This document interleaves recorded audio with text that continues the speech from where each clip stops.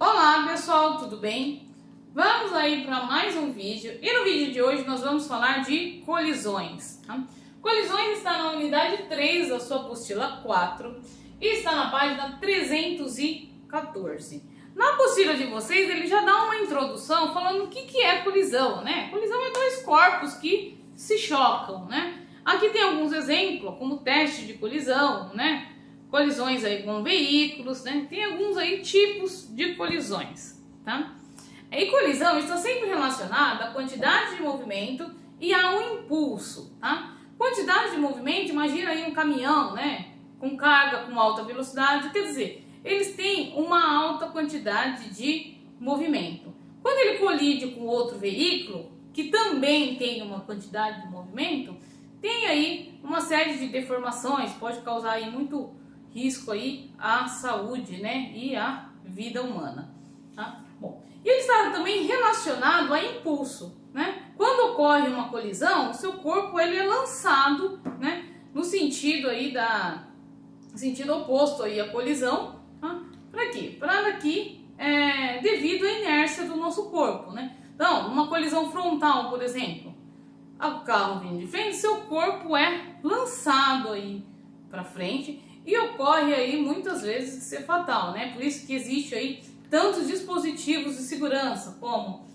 o cinto de segurança ou o airbag, né? Que eles aí alteram o impacto, tá? Ele não consegue alterar nem a quantidade de movimento, nem o impulso, tá? Mas ele altera aí o impacto, né? Ele faz com que esse impacto aí seja aí com uma duração maior, né? Já que ele não pode mudar aí a força e nem a quantidade de movimento. Aqui eu coloquei dois exemplos, tá? Para vocês, só para a gente entender essa ideia da conservação da quantidade de movimento. Coloquei aqui um exemplo antes e um exemplo depois, né? Uma situação antes e depois. Sempre analisado antes e depois. A quantidade de movimento antes é igual à quantidade de movimento depois da colisão, tá? Isso aí é muito importante nessa análise. Bom, eu representei por esferas, ó, A e B, mas poderia ser qualquer outro corpo, tá? Coloquei também duas massas aí fictícias, quer dizer, o corpo A aqui, ó, todos eles têm 2 kg. Já o corpo B, todos eles têm 1 kg. Só para ficar fácil aí o nosso cálculo e o nosso entendimento.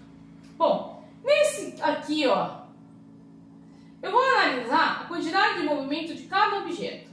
No meu corpo A aqui, por exemplo, ele tem uma quantidade de movimento de 2 quilos vezes 5, tá? Quer dizer, a minha quantidade de movimento aqui, ó, ela é igual a 10. Lembrando que quantidade de movimento é medida em quilograma metro por segundo, tá? Só não vou colocar aqui para não ocupar muito espaço. E o meu corpo B tinha uma quantidade de movimento de 3. Vou colocar aqui, que é igual a 3. Bom, porém, a quantidade de movimento é uma grandeza vetorial. Quer dizer, importa a direção e o sentido. Olha aqui, ó. Elas estão em sentidos opostos, tá? Então, a quantidade de movimento total, quem está no sentido oposto se torna aí negativo, é representado por um número negativo. Então aqui é menos. Então a minha quantidade de movimento total é igual a 7. 10 menos 3, 7. Bom, a quantidade de movimento antes é igual a de depois. Você vê que aqui eu já coloquei as velocidades que seriam depois se fosse uma situação real. Porque eu tenho que garantir que a quantidade de movimento antes seja igual à quantidade de movimento depois, tá? As leis da física garantem essa preservação, essa conservação da quantidade de movimento, tá? Aqui, ó, seria 2 vezes 2, quantidade de movimento igual a 4, e aqui 1 vezes 3, quantidade de movimento igual a 3. Lembrando, é uma grandeza vetorial. Então aqui, ó, mesmo sentido se soma. 4 mais 3, 7. Certo? Bom, vamos entender aqui também que, ó, o que aconteceu com a esfera A, tá? A esfera A, você vê que ela perdeu um pouco de quantidade de movimento, tá? Ela tinha 10, depois da colisão ela passou a ser 4. Já a esfera B, ela tá com a mesma quantidade de movimento? Aqui tá 3 e aqui tá 3. Numericamente, sim, porém ela inverteu o sentido. Quer dizer, a quantidade de movimento que a esfera A perdeu, na verdade ela transferiu para a esfera B. A esfera B parou o movimento dela e inverteu, né? Essa variação que teve na esfera B é de 6 kg/m por segundo, tá? Espero aí que tenha ficado aí claro, né? Essa ideia, você vê? Embora a A tenha diminuído, a B, ela inverteu o movimento, quer dizer, ela tirou toda essa quantidade de movimento, né? Ela perdeu e inverteu ainda o sentido, né? Vamos prestar atenção nessa inversão de sentido da esfera B. Bom, esse é o nosso primeiro exemplo. O nosso segundo exemplo, ó, eu coloquei que a esfera B estava em repouso, né?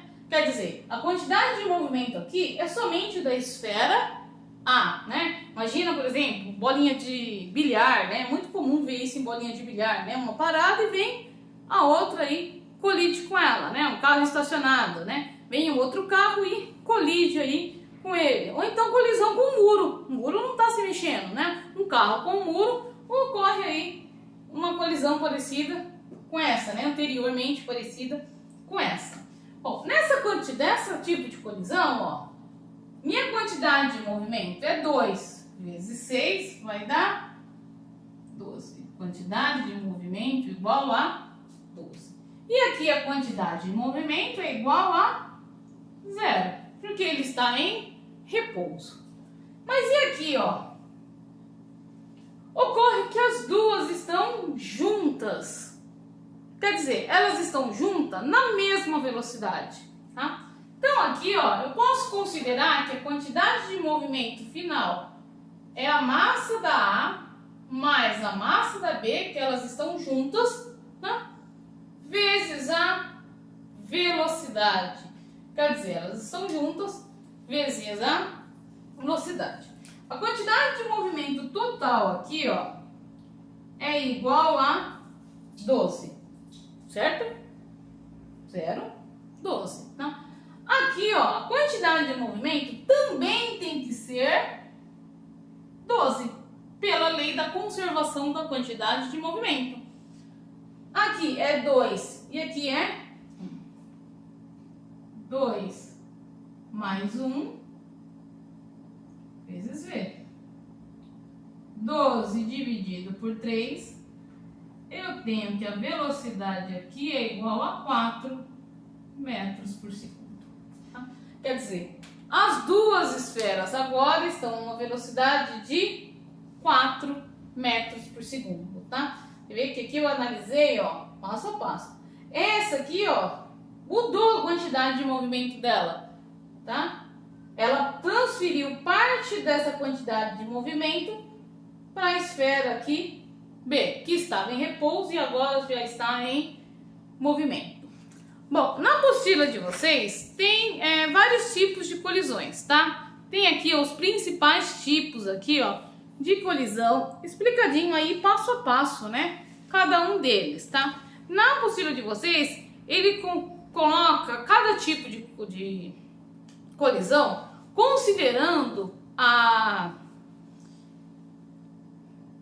energia cinética, quase que eu me esqueço, hein? A energia cinética, deformações, né? Aqui você vê que eu não considerei nenhuma deformação, mas ocorre deformações, ocorre a perda de energia por calor, ocorre também alteração na energia cinética dos veículos, né? Ou nos objetos que estão em colisão. Então, aqui ele já está, na apostila de vocês, ele coloca a situação já considerando aí essas perdas de energia cinética, tá bom? Então, cada caso aí, você vê que tem 3 casos aí, que ele descreve aí se ocorre ou não essa perda dessa energia cinética. tá bom? Lembrando que aqui eu coloquei a quantidade de movimento, que ela sempre se conserva.